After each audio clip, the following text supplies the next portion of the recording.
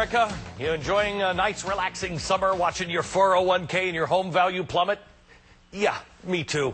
Quite a wild day on Wall Street today. The Dow was down over 340 points this morning, and then it recovered suspiciously around 3 o'clock in the afternoon. Please go back and see yesterday's real story. With the reports that new home construction is now at its lowest level in over a decade, along with the continued worries about subprime loans, there might finally be a realistic sense of fear in the marketplace. So here's the point tonight.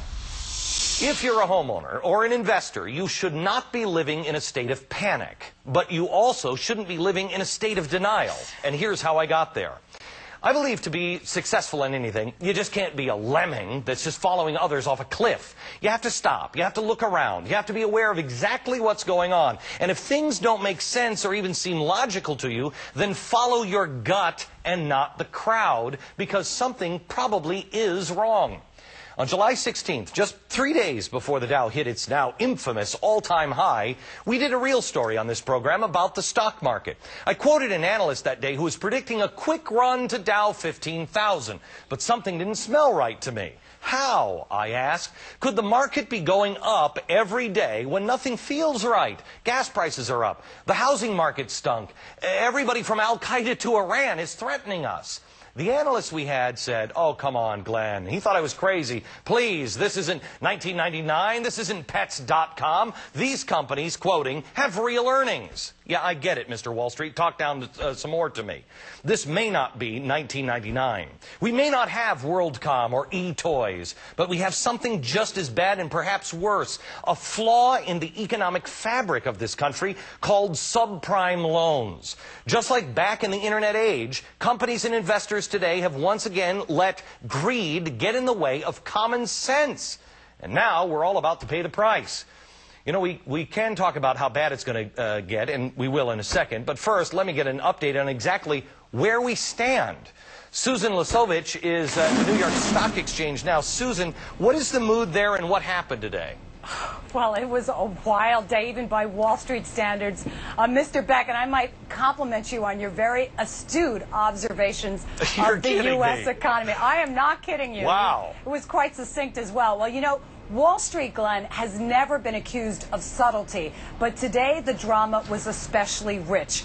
4 weeks to the day that the Dow closed at 14,000 for the first time, the blue chips officially entered into a correction, a decline of 10% from recent highs. So did the Nasdaq and the S&P 500. The Dow's sixth straight sell-off fueled by more bad news from the housing sector. New home construction in July dropped more than 6%. Worse than expected to the lowest level in 10 years. Meanwhile, the nation's largest mortgage lender, Countrywide Financial, said it was forced to tap into an $11.5 billion line of credit. This as a result of the rising defaults and delinquencies the company had already disclosed. But the drama didn't end there. The Dow, which had plunged as many as 342 points, came back to life. A veteran trader had told me earlier today that Wall Street is the only business in the world where you can have a fire sale with no interest from buyers. Well, clearly, some intrepid bargain hunters ventured out late today. The Dow entered into positive territory in the final moments of trading, but couldn't hold it. The blue chips closed down 16. The S&P 500, which yesterday wiped out all of its gains for the year, added 4.5. The Nasdaq pared most of its losses, but still ended down 8. And the drama, Mr. Beck, begins all over again tomorrow at 9:30 a.m. Eastern. Susan, we'll be watching. Thank you very much for the update. Welcome. Now, during the Great Depression, my grandfather learned a lesson that he taught me when I was very little. He said the people in the Great Depression who survived, the ones who made money, were the ones who had money to buy when everybody else was losing their shirt and selling. It was one of the greatest lessons he ever taught me, and he taught me a lot. I understand that what we're seeing right now may be nothing more than a healthy, natural market correction. But I got to tell you, my gut doesn't tell me that. We have to at least acknowledge that it may be something far worse. What CNBC's Jim Cramer tried to do last week was, well, tell us about this. It was a passionate tirade imploring the Federal Reserve Bank chairman to alleviate the pressure on the lenders by cutting interest rates. Watch this. Bernanke needs to focus on this. Alan Greenspan told everyone to take a teaser rate and then raise the rate 17 times. And Bernanke is being an academic. It is no time to be an academic. It is time to get on the Bear Stearns call. Listen, open the darn Fed window. He has no idea how bad it is out there. He has no idea. He has no idea. Kramer. I have talked to the heads of almost every single one of these firms in the last 72 hours, and he has no idea what it's like out there. None! No, we have Armageddon. I wouldn't try to cause it. We have Armageddon. In the fixed income markets, we have Armageddon. Okay, if Kramer is right, and if this is Armageddon and nobody will admit it, then this stock market drop and the housing slump may literally be the tip of the iceberg. So let's please not be lemmings here. Let's step back and look what it really could mean and what the worst case scenario could really look like. Peter Schiff is the president of Euro Pacific Capital, Inc. He is the author of Crash Proof, How to Profit from the Coming Economic Collapse. This is a book, this guy is not a nut job, this is a book that has basically predicted the current housing and hedge fund disasters. Peter, give me the big picture here. We've got a credit problem. You know, you've got a pretty good grasp of it. You got to go with your gut. You know, your gut is right. And it's not just subprime. You know, it's not just people with bad credit that overpaid for houses and committed to mortgages that they couldn't afford. And what we're seeing right now around the world is the people who have been lending Americans money, whether they're hedge funds here in the States or overseas central banks or foreign banks, they are discovering now that Americans simply cannot afford to repay these loans. And they're also discovering that the collateral behind these loans, residential real estate, is not worth anywhere near the amount of money that they lent out. Okay, so we've got a couple of things going on. First of all, I mean, if anybody remembers back to 9/11, what did the president say we could do as Americans? He said, go to the mall.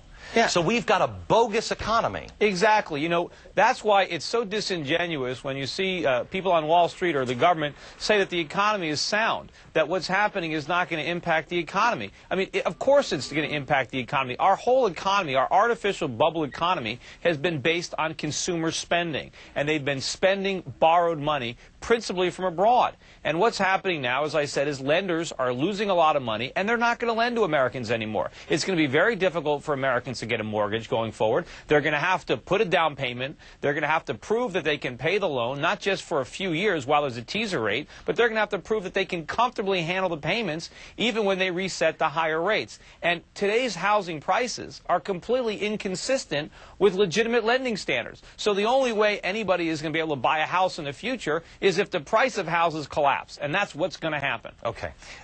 You actually say that everybody just hasn't caught up to this yet, that our houses are worth about 30 or 40% less than we all think. Exactly.